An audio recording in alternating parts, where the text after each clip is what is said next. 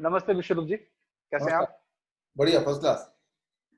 जी, शायद 4 वर्ष हो गए जब हमारा पहले परिचय हल्द्वानी में एक व्याख्यान आपका था और सौभाग्य से मेरा व्याख्यान भी वही था, योग यूनिवर्सिटी थी हल्द्वानी में, तो आपको शायद याद होगा हाँ हाँ, कि मैंने मैं। के बाद आपका था वो, मैंने पूरा अटेंड किया था और मुझे जो याद है कि वो एक मिट्टी का बोतल आपके पास था। तो तब और चेहरा हाँ, वैसे ही बिल्कुल, बिल्कुल, था बिल्कुल, नहीं, और बिल्कुल। मेरे ख्याल से मिट्टी का बोतल आज भी होना चाहिए। हाँ, तो नहीं दिख रहा स्क्रीन पे, लेकिन कहीं आपके घर में है तो कहीं रखा होगा। नहीं, नहीं, बिल्कुल ये आपकी बहुत याददाश्त अच्छी है कि आपने मिट्टी की बोतल याद रखी है, मैं बिल्कुल मेरे साथ मिट्टी की बोतल हुआ करती थी। तो बहुत अच्छा लगा था, पहली बार मुझे भी पता लगा कि डायबिटीज के ऊपर इतना प्रामाणिक रूप से आपने जो कार्य किया था, बड़ा अच्छा लगा था देखकर। लेकिन 4 वर्ष तक शायद आपके कार्यों को वैसे देखते रहे, लेकिन जो आपने कोरोना के विषय में इतना हिम्मत भरा एक पूरा का पूरा जो प्रयास आपका रहा, जिसमें आपको पूरा यूट्यूब चैनल और सोशल मीडिया से पूरा ब्लैकआउट कर दिया गया, तो ये जो मुझे लगा कि सही जगह चोट जो आपकी लगी है, ये उसका प्रमाण है एक तरह से। तो हमने ये निर्णय लिया राजीव भाई के पूरे नेटवर्क के लोगों ने कि आप आपका साथ हमें देना चाहिए।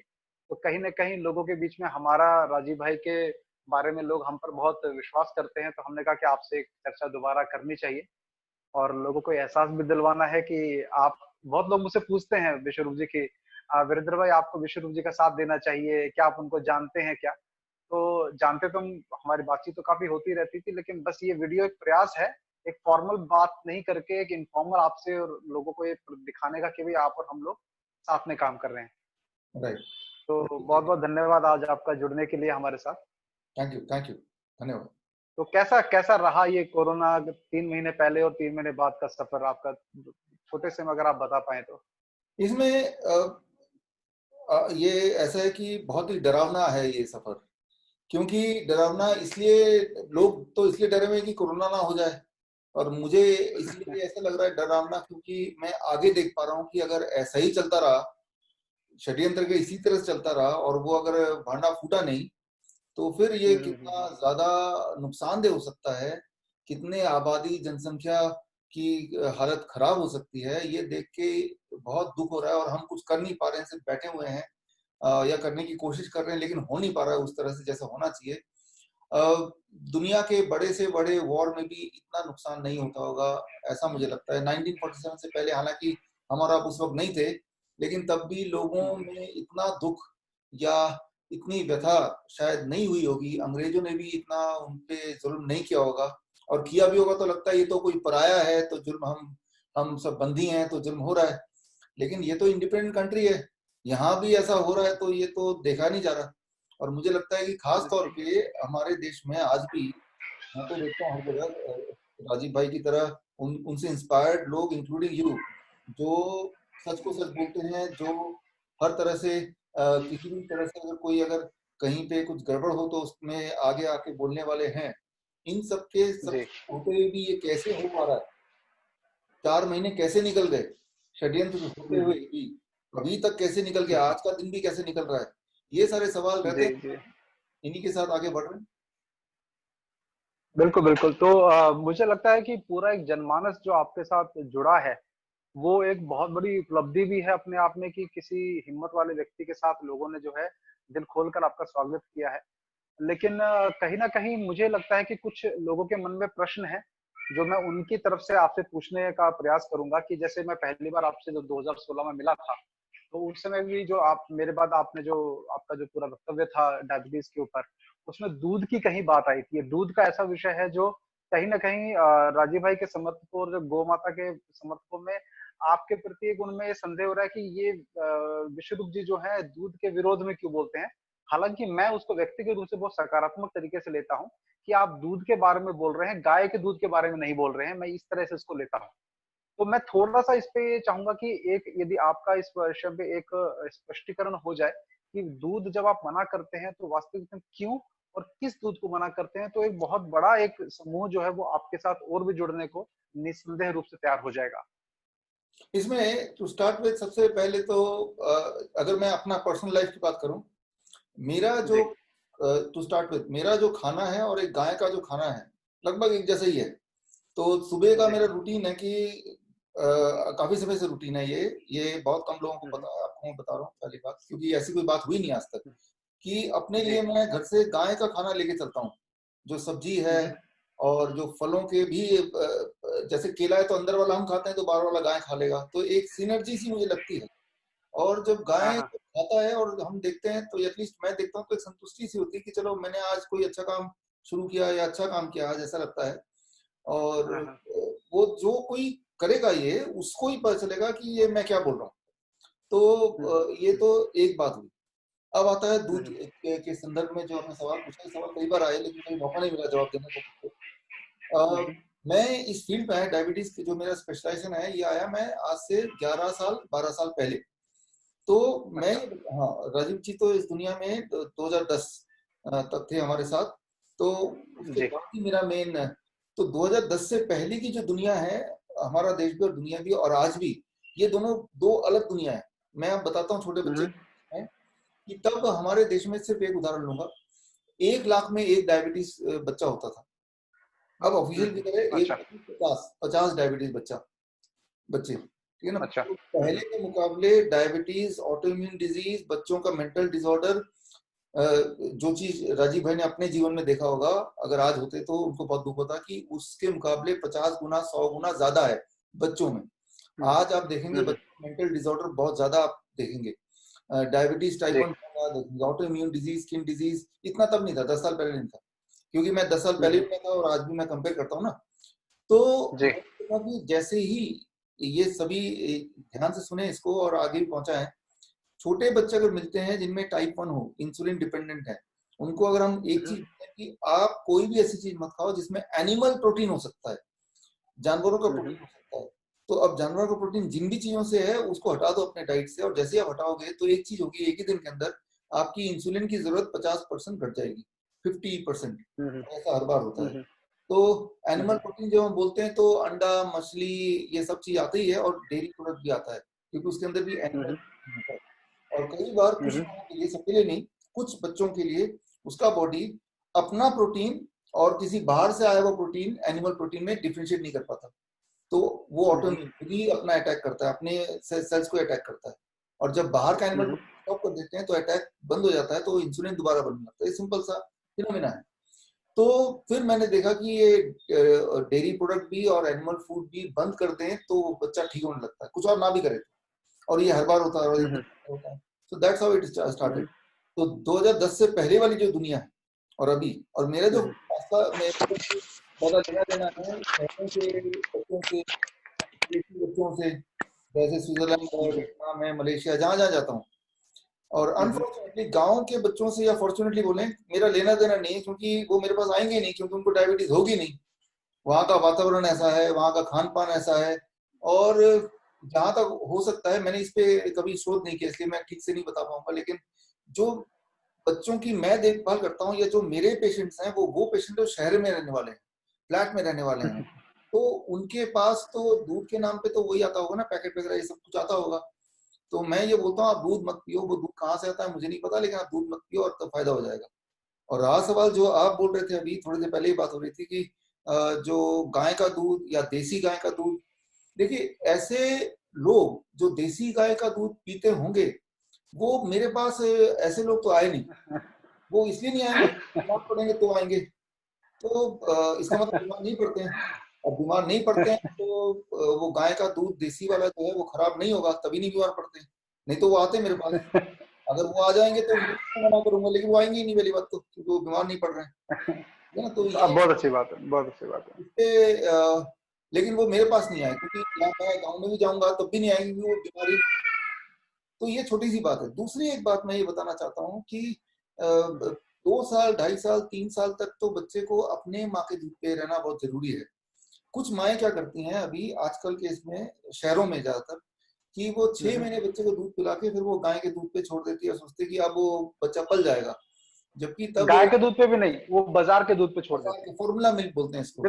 नेस्ले नेस्ले के मिल्क पाउडर पे नेस्ले के छोड़ दूध देते में तो वो दूध नहीं है एक्चुअली, वो केमिकल है जिसको दूध का नाम दे दिया गया है, ठीक है ना। तो हैं। बिल्कुल। ये सारी चीजें, तो ओवरऑल चीजों को सिंप्लीफाई करने के लिए मैं बोलता हूँ दूध को हटा दो और आप आगे बिल्कुल, बढ़ो। बिल्कुल। और जब भी मैं बोलता हूँ तो मेरे आगे पेशेंट होते हैं खूब सारे, और पेशेंट जाहिर सी बात है वो गांव के लोग जो है वो पेशेंट टाइप होते नहीं है, वो तो ताकतवर है आज के आज। और गाय और गांव वो जगह है जहाँ पे लोग धूप में रहते हैं 7 घंटे 8 घंटे, धूल में खेलते हैं, मिट्टी में खेलते हैं।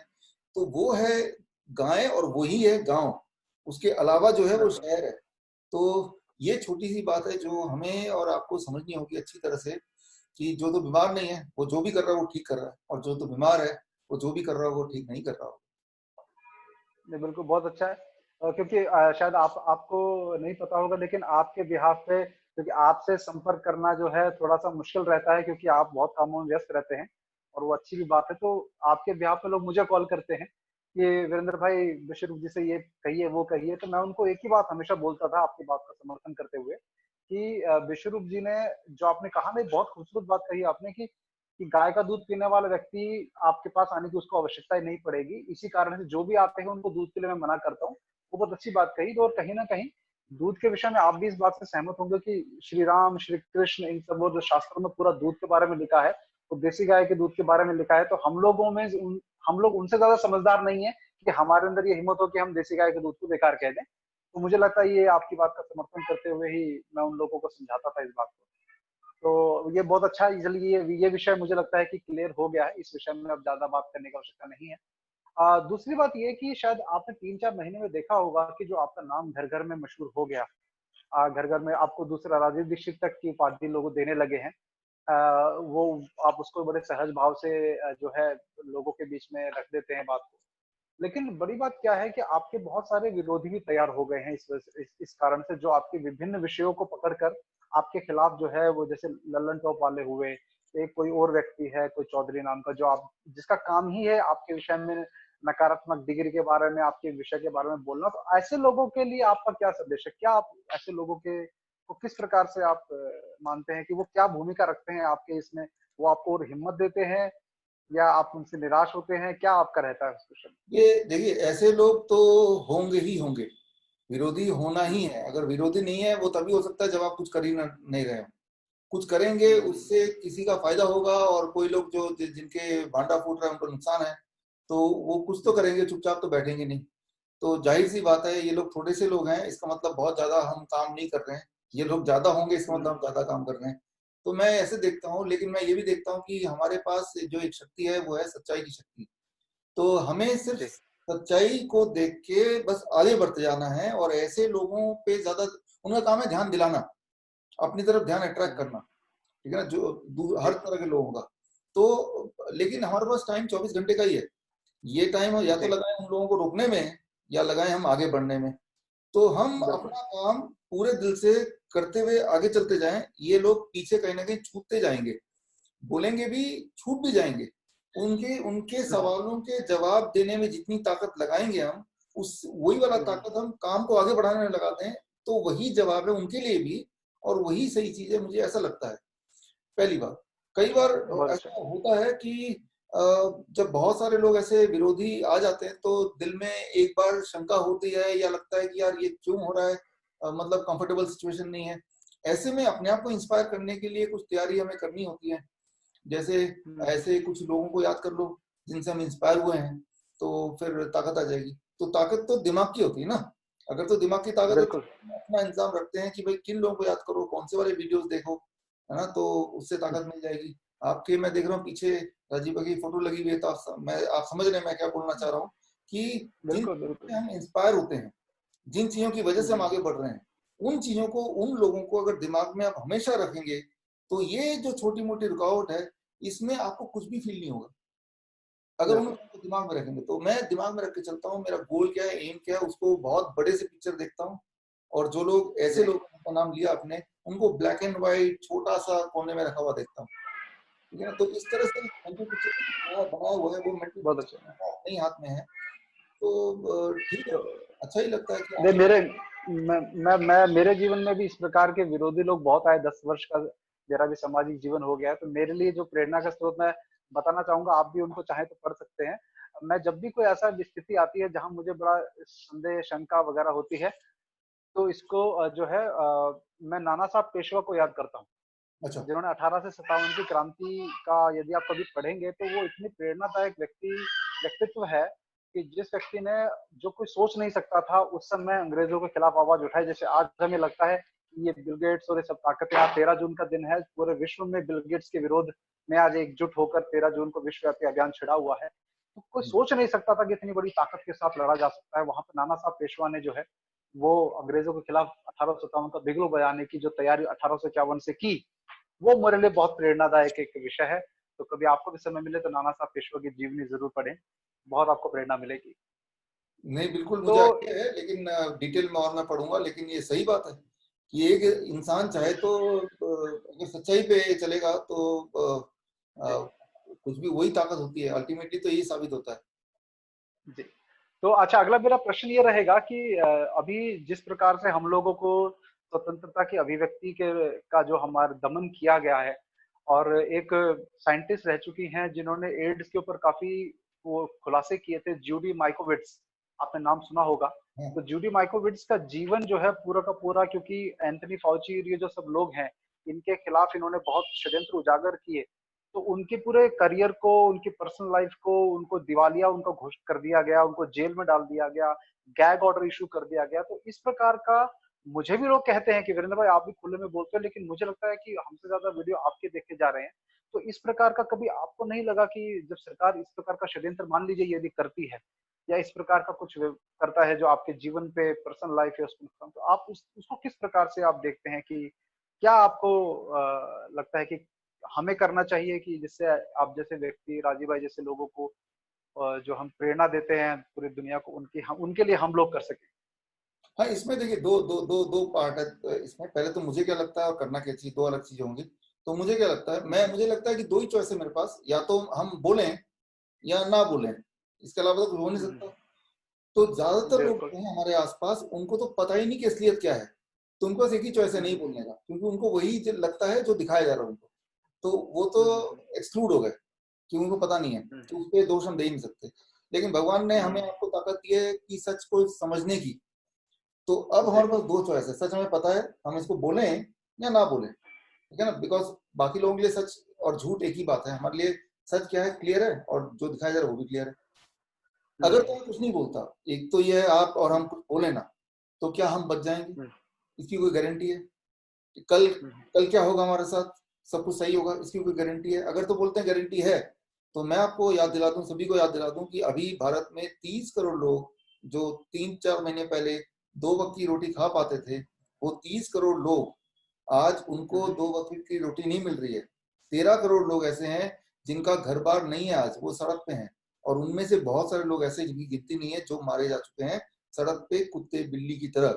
तो सही जो बात। करोड़ लोग थे, उन्होंने कुछ नहीं बोला था 4-5 महीने से, वो बिल्कुल चुप थे, शांत थे, जैसा बोला जा रहा था वैसे ही कर रहे थे। तो उनके साथ अगर उनके साथ जो उनका कल है, कल जो उनका आज है, वही हमारा और आपका कल होगा। आज हम कंफर्टेबल हैं, एसी में बैठ सकते हैं और बिल्डिंग में बैठे हुए हैं, लेकिन यही वाला तो उनके साथ भी उनका कल यही था। लेकिन आज वो सड़क पे हैं, जबकि वो हमारे ही भाई बंधु हैं, राइट। तो वो लोग चुप थे। अगर चुप होने से सब कुछ ठीक होता तो उनके साथ खराब नहीं होता। मतलब ये चुप सही बात है। बैठने गुनाह है, राइट। तो चुप बैठने से कुछ होगा नहीं, ये तो पक्का है। हाँ, चुप ना बैठने से क्या होगा कि क्या नहीं होगा, उस पर शक है। आप यकीन तो नहीं कर सकते कि आपने सच बोला तो खराब ही होगा, लेकिन चुप बैठने से क्या होता है वो तो हमने देख ही लिया, पहली बात। सही बात। अब लोगों को क्या करनी चाहिए, जब जो लोग षड्यंत्र कर रहे हैं वो एकजुट होकर बहुत ही डिसिप्लिन तरीके से आगे बढ़ सकते हैं, तो जो लोग सच की राह पे चल रहे हैं वो भी तो डिसिप्लिन तरीके से एकजुट होकर आगे बढ़ सकते हैं। तो इसमें किसी न किसी को लीडरशिप देनी पड़ेगी। मैंने तो पर्सनली ये देखा है कि राजीव भाई के जाने के बाद से लीडरशिप किसी एक के पास नहीं है, कोई डायरेक्शन नहीं है। ये तो पता है कि हमें कुछ करना है, लेकिन वो करने का अगला स्टेप वो नहीं है। एक डायरेक्शन बनाना, एक पूरी रणनीति बनाना, सच्चाई को भी सच्चे ढंग से आगे बढ़ाने के लिए तो हमें पूरी तरह से उतना ही स्मार्ट होना पड़ेगा, चाहे वो सोशल मीडिया के माध्यम से हो, चाहे हमारे अपने जनसेवा के माध्यम से हो, या फिजिकल रूप में लोगों तक पहुंचने से हो। हर तरह से हमें स्मार्ट होना पड़ेगा कि जब बिल्कुल बिल्कुल। वो ताकत जो कि झूठ के दम पे है लेकिन वो एक साथ है, तो सच के दम वालों को भी एक साथ होना पड़ेगा। और एक साथ होने के लिए एक दिन लगता है, बस वो एक दिन आपको सिक्योर कर देगा। उस एक दिन को जब देख लेंगे इतनी सारी ताकत एक साथ है, वो भी सच वाले, तो झूठ अपने आप ही धीरे धीरे फीका पड़ जाएगा, अपने आप ही खत्म हो जाएगा। मेरे ख्याल से यही तरीका है, इतिहास में भी ऐसा ही कुछ हुआ है। बिल्कुल बिल्कुल, मुझे लगता है आपकी जो बात है वो कल गोपाल सुतरिया जी को जानते होंगे, आप गुजरात में हैं। गोपाल सुतरिया जी से कल बात हो रही थी, उनके जो पंचगव्य के ट्रायल कोरोना वालों पे हुए थे, मैं उस बारे में अपडेट ले रहा था उनसे। तो उन्होंने मुझे बताया कि 10 साल से राजीव भाई के जाने के बाद कोई एक तरह से ऐसा कोई फिगर खड़ा नहीं हो पाया जो जिससे राजीव भाई के कार्य को दिशा मिल पाए। जो भी हुए उन्होंने निराश ही किया है। तो मुझे लगता है कि 5-6 लोग यदि मिलकर राजीव भाई के विषय को आगे बढ़ा पाए तो ऐसे 5-6 लोगों का, जैसे सरपंच हुआ करते थे पहले, ऐसे 5 लोगों को भी अगर इस विषय पे काम किया जाए तो बहुत बड़ा एक काम हो सकता है। उनकी भी यही व्यथा थी। और गोपाल सुत्रिया जी आपके आपके बारे में भी बात कर रहे थे कि बहुत अच्छा काम कर रहे हैं शुरू जी, और शुभकामनाएं देने के लिए भी कहा उन्होंने आपको। एक और बड़ी जो परेशानी वाली बात मुझे नजर आई कि जो पूरा जैसे राजीव भाई के देहांत के बाद उनके बारे में पूरी गलतफहमियां या उनके बारे में आरोपबाजी जो लगनी शुरू हुई, अभी विकिपीडिया के पेज पे जैसे राजीव भाई को फ्रॉड और कॉन्स्पिरेसी थ्योरिस्ट घोषित किया गया, तो आपका तो शायद विकिपीडिया पेज ही उड़ा दिया गया।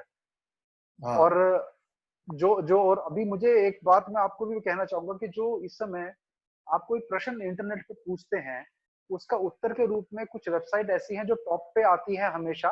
जैसे कोरा.com आ गया, ये कुछ साल पहले ही कोरा शुरू हुआ था। कुछ ऐसी वेबसाइट जो फैक्ट चेक, मिथ बस्टर्स के नाम से या फैक्ट चेकिंग के नाम पे जो है हम सबसे ऊपर हमें दिखाई देती हैं, उसमें जिसके बारे में गलत फैलाना है उसके विषय में वहां गलत ही ऊपर आएगा गूगल सर्च के अंदर। तो आपके बारे में भी यही हो रहा है, राजीव भाई के बारे में भी यही हो रहा है। तो इसको किस प्रकार से आप चाह रहे हैं कि लोग आपको, आपके जो ये गलत फहमियां फैलाई जा रही हैं, उसके बारे में आप किस प्रकार से उम्मीद करते हैं कि लोग इसमें समर्थन करें आपको, उसके बारे में थोड़ी अगर चर्चा करें तो अच्छा रहेगा। हाँ, ये एक बहुत ही वैलिड पॉइंट और ये मेरे चिंता का विषय भी है जो आपने इसका इस सवाल को उठाया।